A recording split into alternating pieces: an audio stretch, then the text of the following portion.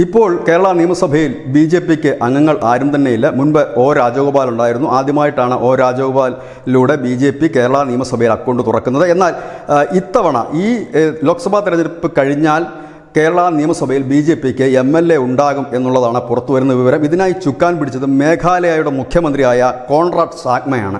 Conrad Sangma ഇപ്പോൾ NPP എന്ന് പറയുന്ന പാർട്ടിയുടെ നേതാവാണ്. അദ്ദേഹം നേരത്തെ NCP എന്ന പാർട്ടിയുടെ നേതാവായിരുന്നു. അദ്ദേഹത്തിൻ്റെ പഴയ സഹപ്രവർത്തകരുമായി പലവട്ടം ചർച്ചകൾ നടത്തിയെന്നൊരു വിവരവും പുറത്തു വരുന്നുണ്ട്. ഏതായാലും അവരെല്ലാം അനുകൂലമായി തന്നെ ഈ കോൺറാഡ് സാങ്മയോട് സംസാരിച്ചു എന്നാണ് അറിയുന്നത്. അങ്ങനെയെങ്കിൽ ഈ നിയമസഭയിൽ ബി.ജെ.പിക്ക് ഒരു എം.എൽ.എ ഉണ്ടാകാനുള്ള ഒരു സാധ്യത വളരെ കൂടുതലാണ്. ബി.ജെ.പിയുടെ പ്രാതിനിധ്യം ഈ നിയമസഭയിൽ ഉണ്ടാകും. അത് നേരത്തെ തന്നെ ബി.ജെ.പിക്കാർ സൂചിപ്പിച്ചിരുന്നൊരു കാര്യമാണ്. ഈ നിയമസഭ തീരുന്നതിന് മുമ്പ് തന്നെ തങ്ങൾക്ക് ഈ നിയമസഭയിൽ പ്രാതിനിധ്യം ഉണ്ടാകുമെന്ന് അതിനുള്ള നീക്കങ്ങൾ അവർ പല വഴി നടത്തിയിരുന്നു. ഇപ്പോൾ അതിന് കുറച്ചുകൂടെ ക്ലാരിറ്റി വന്നിരിക്കുന്നു എന്നേ ഉള്ളൂ.